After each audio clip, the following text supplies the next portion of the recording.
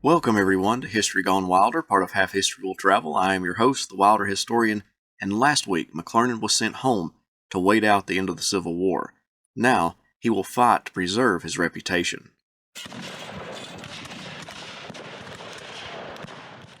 In April 1866, a full year after the surrender of the Army of Northern Virginia to Ulysses S. Grant, McClernand's son Edward, who had accompanied his father on many of his father's campaigns, sought appointment to West Point Military Academy.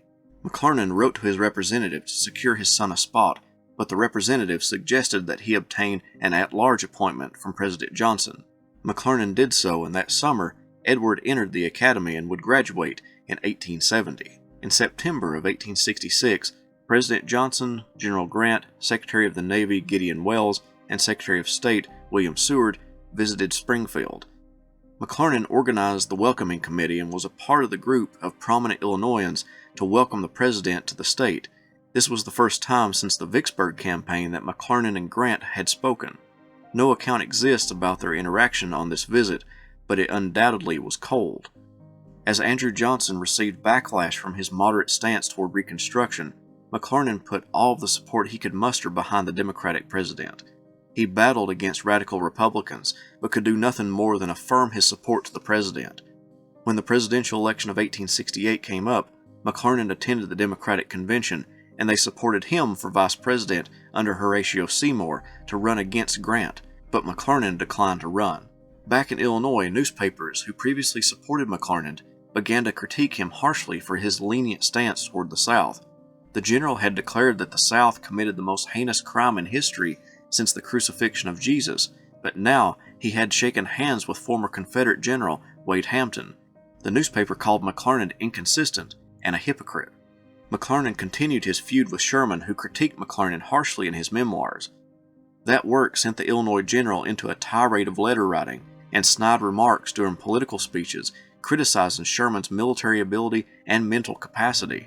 In a speech to the Society of the Army of the Tennessee, McClernand said, "This excitability, combined with an abnormal egotism, sometimes interpreted as insanity, disqualified him to see men and things in a clear light." Although not seeking office, McClernand worked for the Democratic Party on the local and national levels. He was a huge supporter of Samuel Tilden in the presidential election of 1876, and continued to pressure Tilden to become the face of the Democratic Party after Rutherford B. Hayes obtained the presidency. Not all was politics. McClernand continued to have a successful law career in Illinois.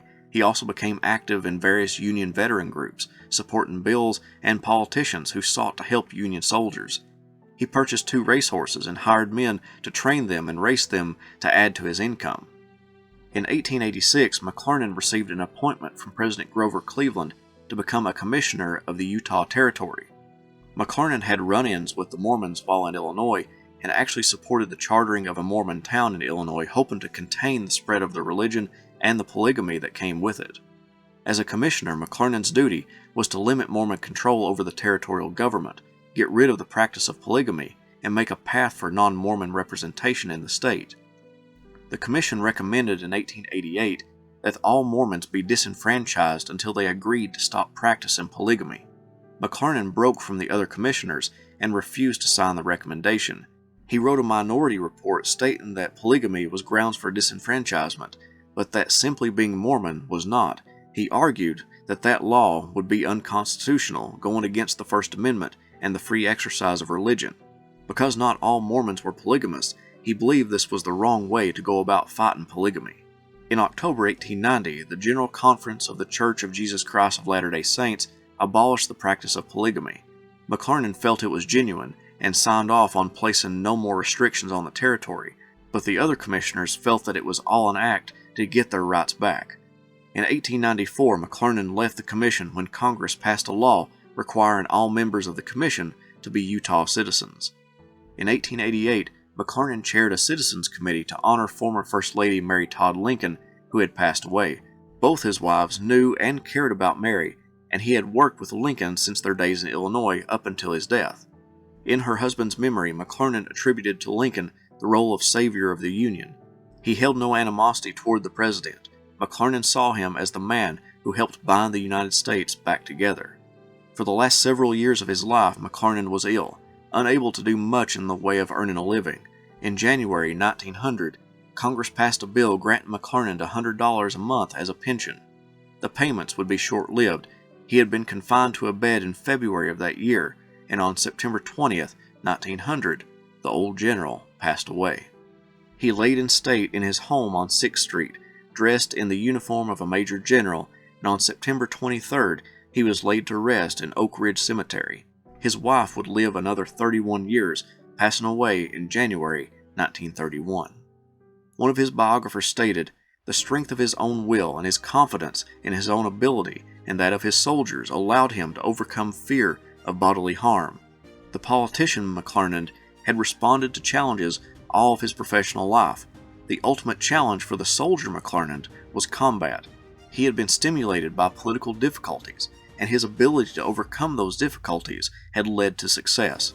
A personality that responded to the challenges and difficulties in the political arena was apt to accept those of the battlefield and respond similarly. Ambition, oratory, determination, confidence, and courage were John McClernand's heart and soul. John McClernand had his faults. He made some tactical mistakes as commander, but won victories and helped ensure the success of the Army of the Tennessee. The politician in him went against what was expected of a soldier. Combine that with his ambition and determination to gain as much fame as possible through his military successes, made him butt heads with West Pointers, who may have been jealous of his rise through the military ranks. Nevertheless, he did not make friends with his superiors, and this would become part of his downfall, not any military defeat.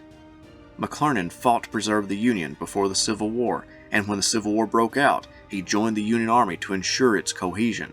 Without regard for his own life, he led troops through numerous campaigns and battles and looked out for their well-being, all in the name of preserving the Union. For that, he should always be remembered as a patriot.